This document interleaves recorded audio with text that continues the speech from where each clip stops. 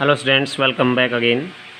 +1 class geography chapter number 9 solar radiation heat balance and temperature. Okay, today we will discuss about the NCERT exercise question number 2, very short question answer. This question answer very important of this chapter, so now let us discuss. Now start. Answer the following question in 30 words. Very short question answer हैं NCERT. इससे first question जो हैं वो सभी compulsory जो MCQs type के हैं, very easy हैं, जो हम डिस्कस कर चुके हैं पहले जो पार्ट में। फर्स्ट क्वेश्चन है, how does the unequal distribution of the heat over the planet earth in space and time cause weather and climate. Clear कि अनइक्वल डिस्टर्बेंस किस तरह से heat over the planet earth के ऊपर जितने अर्थ planet के ऊपर जितनी हीटिंग होती है उसका डिस्ट्रीब्यूशन अनइक्वल क्यों है। वाटर पार्ट पर अलग है, स्पेस में अलग है, अर्थ के लैंड पार्ट पर अलग है, और earth in space and time cause weather and climate. अब वेदर और क्लाइमेट के अकॉर्डिंग उसमें अगर देखा जाए तो वो इतना डिफरेंस क्यों होता है। तो answer, temperature is not uniformly distributed on the earth surface. ये आप सबको पता है, अनइक्वली डिस्ट्रीब्यूटेड है, सीधी सी बात है, असमान रूप से यानी कि वितरित है। Due to the variation of insulation. अब ये वेरिएशन इंसुलेशन है कि कहीं तो सन की लाइट है वो डायरेक्ट है, कहीं इनडायरेक्ट यानी कि स्लांटिंग रेज है, ठीक है, इस वजह से ऐसा होता है। और कुछ एरियाज़ होता है सैंड वाला है, कुछ एरिया ऐसा है जो बिल्कुल ही डेजर्ट वाला एरिया है, कुछ हिली एरिया है, तो कहीं लेक्स वाला है, कहीं फॉरेस्ट्री एरिया है, तो सभी का ही इसका इफेक्ट पड़ता है, ठीक है। Different type of the climate and weather are observed on the surface of the earth. Lower temperature are found in equatorial region as compare to the tropical region. ये हमें पता अच्छी तरह से कि लोअर टेम्परेचर जो एरिया होता है वो इक्वेटोरियल रीजन में पार्ट में पाया जाता है, लोअर टेम्परेचर। अब आपको पता है कि हाई टेम्परेचर होते हुए भी जो इक्वेटर है, हमारी 0 डिग्री इक्वेटर है, उसके आसपास के एरिया में जो जितना भी पार्ट एरिया है उसमें टेम्परेचर कम पाया जाता है, लेकिन सनलाइट डायरेक्ट होती है, फिर भी ऐसा क्यों है। ये भी आपको पता है शायद कि इवनिंग टाइम में डेली पोल बताया भी जाता है क्लियर कि इवनिंग में 4 PM 0 डिग्री इक्वेटर जो है उसके ऊपर मोस्टली रेनफॉल होती है, और वो भी अमेजन बेसिन का नाम आपने सुना होगा, ठीक है, अफ्रीका के एरिया के अंदर आपने सुना होगा।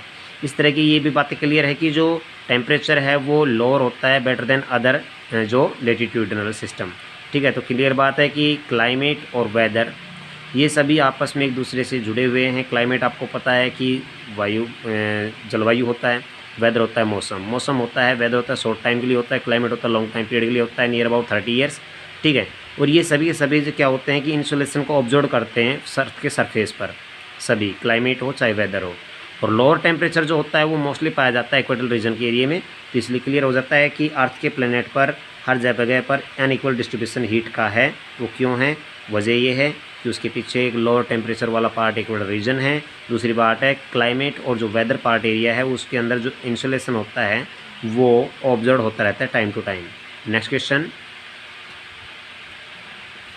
What are the factor controlling temperature distribution of the surface of the earth. Clear कि कौन कौन से ऐसे फैक्टर हैं जो कि टेम्परेचर जो होता है डिस्ट्रीब्यूटेड जो टेम्परेचर होता है अर्थ के ऊपर उसको कैसे कंट्रोल करते हैं, वो कौन कौन से फैक्टर हैं जिसकी वजह से कंट्रोल में होता है। तो क्लियर है, जो हम पहले वीडियो में पढ़ चुके हैं वैसे, ठीक है। और the surface that earth depends upon number 1 latitude of the place, ठीक है। उसके बाद में आता है altitudes. Latitude of the place मतलब किसी भी एरिया का लेटीट्यूड क्या है। अब आपको पता है कि हाई लेटीट्यूड्स पर आपको पता है कि लो टेम्परेचर मिलेगा, और लो लेटीट्यूड पर आपको पता है कि हाई टेम्परेचर मिलेगा। क्लियर बात है, ठीक है। यानी कि नॉर्थ हेमिस्फीयर की साइड से अगर हम हाई लेटीट्यूड से लो लेटीट्यूड की तरफ जाते हैं, ठीक है, आप समझ रहे हैं, 0 डिग्री इक्वेटर की तरफ जाते हैं, तो आपको पता है कि हीटिंग शुरू होने लग जाती है। और जितना हम दूर जाते हैं इससे तो हमारी जो सन की लाइट है वो स्लांटिंग होने लग जाती है। एल्टीट्यूड्स ऊंचाइयाँ होती है, आपको पता है 165 मीटर की हाइट पर 1 डिग्री सेल्सियस टेम्परेचर डिक्रीज हो जाता है। और डिस्टेंस फ्रॉम द सी, ये भी क्लियर है कि जितना लैंड पार्ट जो है वो सी से जितना दूर होगा उतना ही उसमें टेम्परेचर ज़्यादा और कम और ज़्यादा मिलेगा, यानी कि वेरिएशन मिलेगा।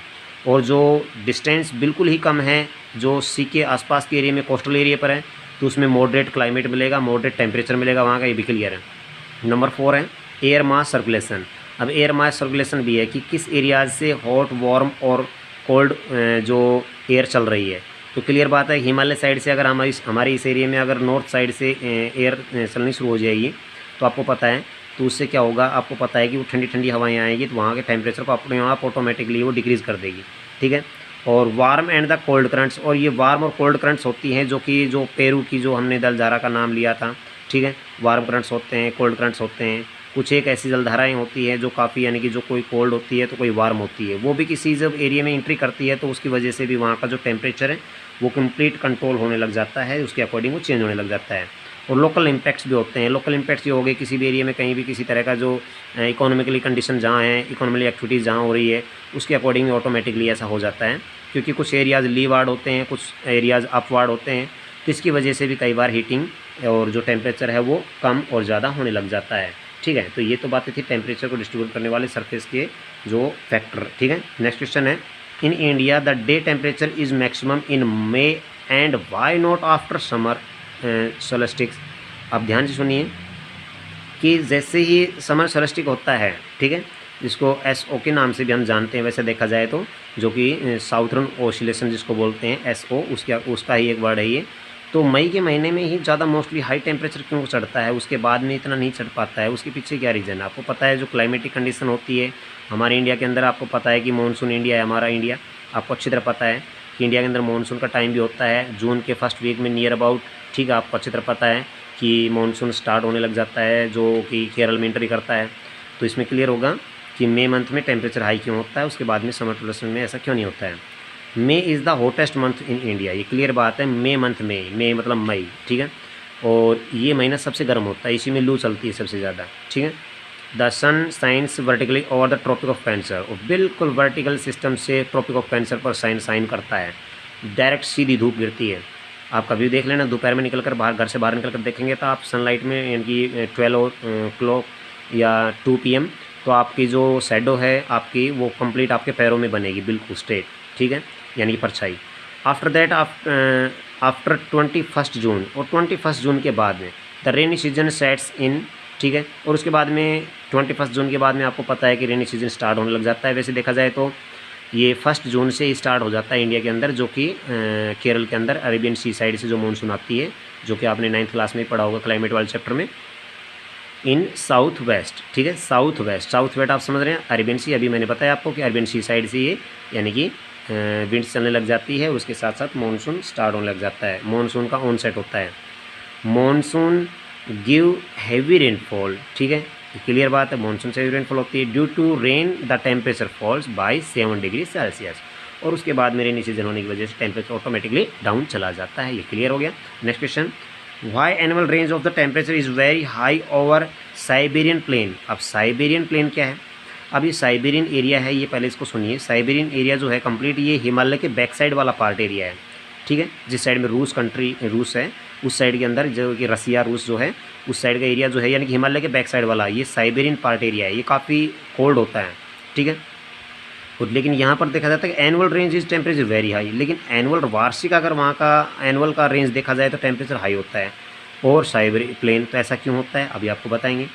Siberian plain are located north of Arctic Circle. अब ध्यान से सुनिए, अभी मैंने आपको बताया था कि जहाँ से हमें पता है कि रूस रसिया जो है, ठीक है, तो आर्कटिक सर्किल आप जानते हैं 66.5 डिग्री से स्टार्ट होता है, 66.5 डिग्री, ठीक है।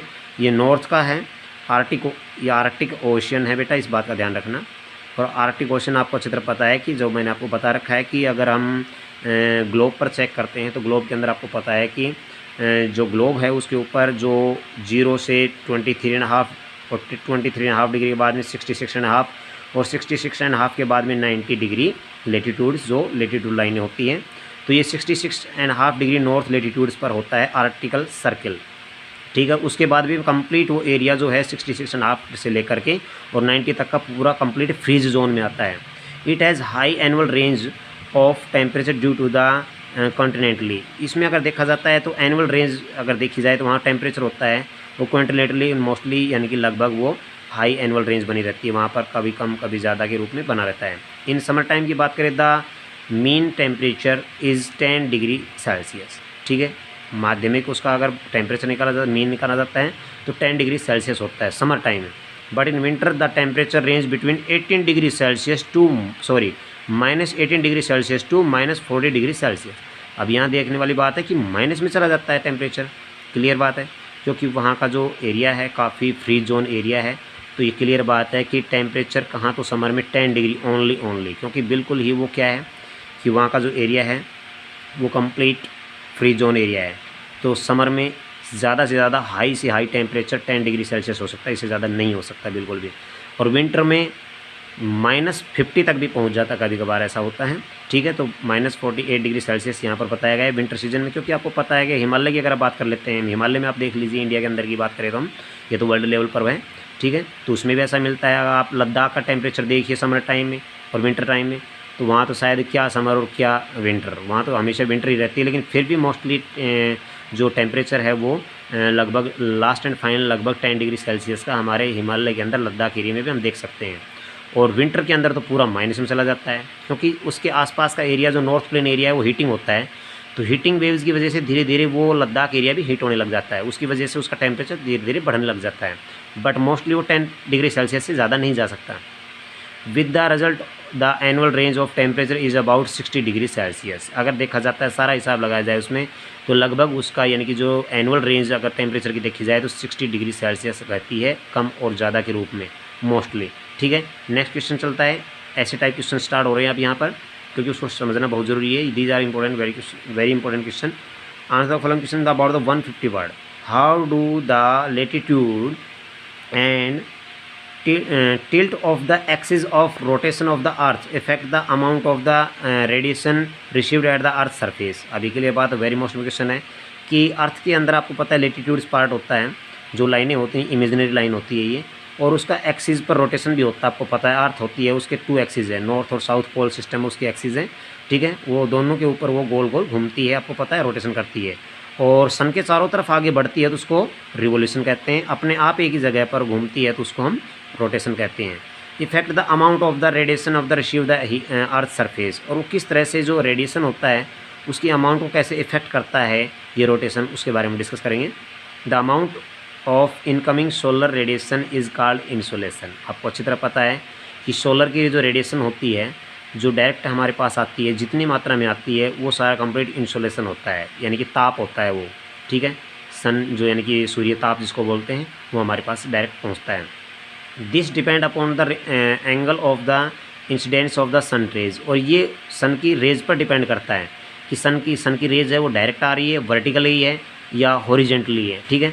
इस तरह से उसमें क्लियर होता है कि टेम्परेचर जहाँ हाई होगा उसमें क्लियर है कि वहाँ पर सन रेज है वो डायरेक्ट आ रही है। वर्टिकल रेज, अब अभी मैं डिस्कस कर रहा था, वर्टिकल रेज होती है कवर ए स्मॉलर एरिया, और वर्टिकल रेज होती है वो एक छोटे से एरिया को ही कवर कर पाती है। जैसे आप कोई बैटरी को टॉर्च को जलाते हैं तो उसके सामने का जो मेन फोकस है वो तो कम जगह पर है, और उसके बाद जितना भी उसका जो साइड का जो स्लांटिंग जो एरिया बनता है, जो उजाला होता है, नॉर्मल लाइट बनती है, वो ज़्यादा दूर तक बनती है। It gives more heat per unit area. इससे ये पता चलता है वर्टिकल रेज आती है तो सीधी वो पर यूनिट में बहुत ज़्यादा हीटिंग करती है। The equatorial region receive vertical rays, अभी मैंने आपको पहले बताया था, एक्वेटोरियल रीजन एरिया पर बहुत ज़्यादा यानी कि डायरेक्ट यानी कि वर्टिकल रेज होती है, उसकी वजह से ज़्यादा से ज़्यादा वहाँ पर हाई टेम्परेचर पाया जाता है और मैक्सिमम इंसुलेशन होता है। अब चलते हैं next B part. Vertical rays cover a small area through the atmosphere. ये भी क्लियर बात है कि एटमॉस्फेयर में से एक छोटा सा एरिया ही वर्टिकल रेज के अंडर में आता है। So absorption of the heat is less, और इससे क्या होता है कि वहाँ जो हीटिंग पार्ट बनता है वो थोड़े एरिया का बनता है और उससे वो हीटिंग बहुत कम हो पाती है। Vertical rays are hotter than the slanting rays, ये सबको पता है, अभी मैं आपको बता रहा हूँ इस समय कि vertical rays are hotter than slanting rays. Slanting rays कहें या हॉरिजॉन्टल रेज कहें, हम उसको कह सकते हैं। तो आप आपके सामने एक तो डायरेक्ट आपके ऊपर से कोई ये हीटिंग दी जाए, एक हीट जहाँ हो रही है उसके पास, आप चूल्हे के पास में डायरेक्ट उसके पास, उस चूल्हे के जस्ट ऊपर अगर आप हाथ रखें, या आप एक काम कीजिए, तवे को साइड में रख दीजिए और चूल्हे में आग जला लीजिए, तो अप साइड में ज़्यादा हीटिंग जाएगी, साइड में जाएगी, अप साइड में ज़्यादा जाएगी। तो इसलिए जो साइड का एरिया हो गया वो स्लांटिंग वाला होता है, उसकी वजह से वो हीटिंग कम होती है, ठीक है। तो ये रीजन होते हैं यहाँ पर। हमने अभी पढ़ा है कि लेटीट्यूड्स की वजह से भी एक्सिस के अकॉर्डिंग यहाँ रेडिएशन होता है वो अर्थ सरफेस पर डिफरेंट टाइप का होता है, क्योंकि जो इक्वेटोरियल रीजन एरिया होता है वो मोस्टली जो वर्टिकल रेज को कंप्लीट रिसीव करता है। नेक्स्ट क्वेश्चन है, discuss the process through the which the earth atmosphere system maintain heat balance. Very most important question of this chapter, very most 5 marks question, okay. ये है main heat balance. ऊष्मा budget क्या है, इसको हिंदी में बोलते हैं ऊष्मा बजट, कि कितनी हीटिंग अर्थ एब्जॉर्ब करती है, कितनी रिफ्लेक्ट करती है, कितनी एब्जॉर्ब होती है प्लांट से, कितनी एब्जॉर्ब हो जाती है ह्यूमन बींग से, और कितना हीटिंग पार्ट होता है वो अर्थ के अंदर ही वो कंट्रोल में हो जाता है, जो कि नाइट टाइम में वो धीरे धीरे स्पेंड होता है। Now start. Sun is the most important source of the atmospheric heat. आप सबको पता है हीट हमें मिलती है सन से मिलती है। The atmospheric observe only 14% of the insolation pass through it. Only हमारा जो एटमॉस्फेयर है ओनली जितना भी जो एब्सॉर्ब करता है जो हीट होती है उसमें से ओनली 14% करता है एटमॉस्फेयर, ठीक है। This amount is not effective in heating atmosphere. The atmosphere is not heated directly by the sun through short waves radiation. ये भी क्लियर बात है कि एटमॉस्फेयर हमारा डायरेक्ट हीट से सन से हीट नहीं होता है। उसके पीछे ये भी रीज़न है कि हमारा जो जियोथर्मल सिस्टम है, जियोथर्मल सिस्टम भी उसको इफेक्ट करता है। जियोथर्मल सिस्टम होता है जो कि भूतापीय, यानी कि ज़मीन में भी अपने आप में भी बहुत ज़्यादा गर्मी है। ये भी क्लियर बात है। ये तो आप जानते होंगे कि अगर मान लीजिए कहीं कोई बस बाहर खड़ी है और उसके ऊपर डायरेक्ट सन रेज आ रही है और शीशे बंद हैं, तो आपको पता है कि बाहर इतनी गर्मी नहीं होगी जितनी कि उस बस के अंदर आप बैठेंगे तब आपको हीटिंग लगेगी। रीज़न क्या है कि उस ग्लास के ऊपर जैसे सनरेज जाती है तो उसकी हीटिंग अंदर जाकर के स्टोर होने लग जाती है और उसको आउट होने का रास्ता नहीं मिल पाता है। अगर सभी शीशे को एकदम से खोल दिया जाए तो उसमें से हवा आर पार होने लग जाएगी तो ऑटोमेटिकली कंट्रोल में आ जाता है। तो ये भी रीज़न क्लियर है। एक बंद कमरे में आप रहें और एक बाहर जा कर के आप धूप में भी अगर खड़े हो जाएंगे शायद इतनी आज आपको हीटिंग नहीं लगेगी जितनी कि आप किसी बंद कमरे में हीट वाले कमरे में एकदम से अंदर चले जाएंगे तो वहाँ पर आपको हीटिंग लगेगी। ये भी क्लियर बात है, ठीक है। तो उसमें क्या होता है कि जो एटमॉस्फेयर होता है वो डायरेक्टली हीटेड होता है, हीटेड नहीं होता है, वो धीरे धीरे होता है। वो sun through the short waves radiation, और शॉर्ट वेव्स होती है रेडिएशन की, उसकी वजह से ऐसा होता है। It is indirectly heated by long waves radiation from the earth below, ठीक है। अब ये भी आपको पता है कि अर्थ के बिलो में पार्ट में जो लॉन्ग वेव्स होती है, लॉन्ग वेव रेडिएशन होता है, वो भी इनडायरेक्टली हीटेड होने लग जाते हैं। यानी कि अर्थ के अंदर की गर्मी एक तो होती है, एक ऊपर से सनलाइट होती है, उसकी वजह से ऐसा होता है। अगर मान लीजिए सनलाइट हाई है और विंड बिल्कुल भी नहीं चल रही है, ये क्लियर बात है कि उस एरिया में बहुत ज़्यादा हाई टेम्परेचर हो जाएगा। विंड्स होती है वो सनलाइट को बिल्कुल डिक्रीज़ कर देती है, ठीक है, उसके टेम्परेचर को घटा देती है। The following process are the involve in the heating of the atmosphere. Now conduction, conduction, ठीक है, जो संघनन प्रक्रिया होती है conduction. Conduction is the process in which the heat flow from the region of higher temperature to the region of the lower temperature through the contact. जब conduction होता है तो हाई टेम्परेचर एरिया से लेकर लो टेम्परेचर के बीच में जो heat जो एक दूसरे में एंट्री करने लग जाती है। आपको पता है कि जो हीट होती है कहीं भी वो बिल्कुल लाइट वेट वाली होती है, ठीक है। हीटिंग होने से वो चीज़ कोई भी होती है एकदम से एब्जॉर्ब होकर के ऊपर की तरफ उठने लग जाती है, ठीक है। तो लोअर टेम्परेचर वाले एरिया की तरफ वो पूरी तरह से अट्रैक्टिव होने लग जाती हैं। The land absorb insolation and warm up above air slowly. गर्मी से जब धीरे धीरे लैंड पार्ट गर्म होने लगता है तो वो भी एयर को भी ऑटोमेटिक गर्म कर देता है। आपको पता है कि समर टाइम में लू चलती है हमारे, ठीक है, मई मंथ में हमारे यहाँ लू चलती है। लू कहाँ से आती है? वो डेजर्ट एरिया से आती है। डेजर्ट एरिया कहाँ है? राजस्थान के वेस्टर्न पार्ट में। तो वहाँ से जो वार्म एरिया एयर वहाँ से निकलती है, तो ये क्लियर बात है कि वहाँ का जो लैंड पार्ट है वो काफ़ी हीट हो चुका है, और जो एयर होती है वो कभी कोल्ड और हॉट नहीं होती है। वो ऑटोमेटिकली उसके जो एरिया में जहाँ से वो ब्लोइंग करती है तो उस एरिया में जो जैसा एटमॉस्फेयर मिलता है उसके अकॉर्डिंग वो चेंज हो जाती है। ये क्लियर बात है। अब मान लीजिए आप अपने खेत में फव्वारे चला लीजिए और उसके अपोजिट साइड में आप खड़े हो जाइए, अपोजिट साइड से एयर चल रही है। उस साइड में तो मई के महीने में अगर अपोजिट साइड में जाते हैं तो वहाँ पर हीट लगेगी, और जैसे ही जो स्प्रिंकलर चल रहे हैं उसके सामने आ जाते हैं और उसमें से क्रॉस होकर जो वो लू निकलेगी तो वो आपको अच्छी लगेगी, सही लगेगी, जैसे कि कूलर होता है, ठीक है। As air being a gas has a very low conductivity, conduction is not a major process of the heating the atmosphere. ये क्लियर बात है कि कंडक्शन ही अकेला नहीं है जिसकी वजह से पूरी तरह से जो अर्थ है वो कंप्लीट पूरी तरह से हीटिंग होने लग जाए और एटमॉस्फेयर हीट होने लग जाए। इसके पीछे बहुत से रीजन है, ये भी क्लियर बात है। मेन है एयर, एयर होती है वो अपने आप ऑटोमेटिकली उस एरिया को कंप्लीट कंट्रोल करने लग जाती है। Convection, convection is the most important process of the heating the atmosphere, ठीक है। It is the process of the transforming the heat from the hotter to a colder region. Hot से cooler की तरफ, यानी कि हॉट एरिया होता है cooler area की तरफ को कम्प्लीटली धीरे धीरे वर्टिकली वो डिसेंडिंग और द असेंडिंग एयर करंट्स, यानी कि धीरे धीरे जो हॉट एयर होती है वो कोल्डर रीजन एरिया की तरफ एंट्री करने शुरू कर देती है, जिसकी वजह से वर्टिकल डिसेंडिंग और असेंडिंग एयर करंट्स बनने लग जाते हैं, शुरू हो जाते हैं। एयर करंट का मतलब होता है वायु धाराएँ, ठीक है, जिसको हम वायु करंट्स या धारा कह सकते हैं। When the air of the lower layer gets heated, its expand the rises of the upward the ascending the winds. ठीक है, अब आपको पता है कि लोअर लेयर जो होती है एयर के अंदर काफ़ी, देखो नीचे हवाएं चलती हैं, कुछ ऊपर की हवाएं चलती हैं, और ये जो नीचे जो सरफेस के टच होकर चलती है ये अर्थ के, वो काफ़ी हीटेड होती है, काफ़ी गर्म हो जाती है समर टाइम में जितनी हीटिंग होगी। और इस पे expand the rise the upward the ascending winds, और धीरे धीरे करके ये धीरे धीरे असेंडिंग विंड्स को करने लग जाती है अपवार्ड में खड़ी होने पर, यानी कि उठने पर।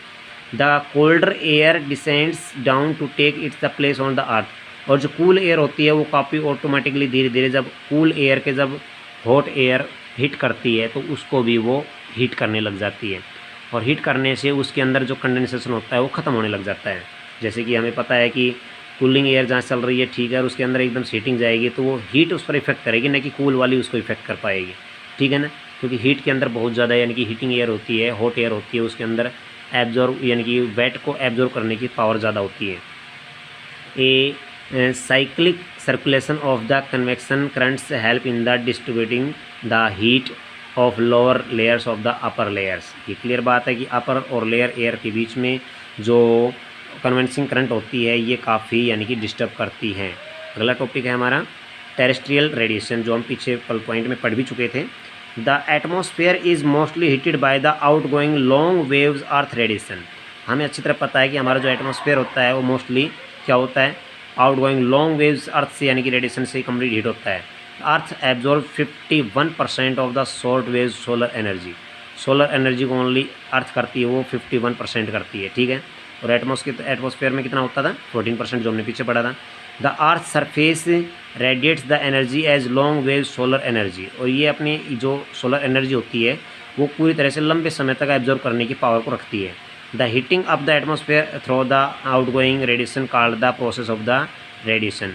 और जो अर्थ की हीटिंग पावर होती है और एटमॉस्फेयर की हीटिंग पावर होती है, उन दोनों के जो मिलने से जो आउट गोइंग रेडिएशन बनता है, यानी कि दोनों के मिलने से 51% और 14% जो एटमॉस्फेयर की जो हीटिंग पार्ट था, उन दोनों के मिलने से जो प्रोसेस बनता है वो रेडिएशन बनता है, जिसको विकिरण कहते हैं हिंदी में। ठीक है, एडवेक्शन। एडवेक्शन क्या है, advection next topic, yes. Advection, advection means the horizontal transfer of the heat by the winds from the hotter to colder region. कोई भी एरिया होता है वो कंप्लीट हमेशा हॉट से कोल्ड रीजन की तरफ हमेशा ट्रांसफ़र होती है, विंड्स हो चाहे कोई भी हो। कोल्ड टू हीट नहीं होती है, हॉटर टू कोल्ड एरिया में हमेशा इन विंड्स होती है, वो एंट्री करती है।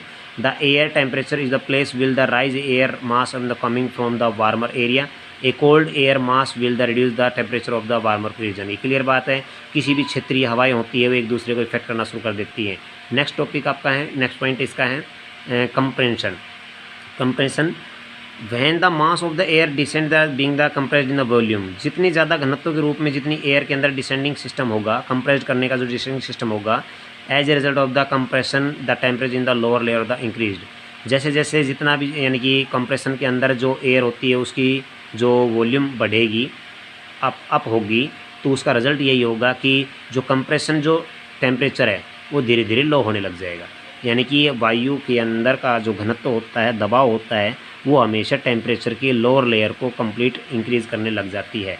ठीक है, तो यहाँ पर हम इतना पढ़ रहे हैं यार। अगला टॉपिक नेक्स्ट वीडियो में देखेंगे। Okay, bye.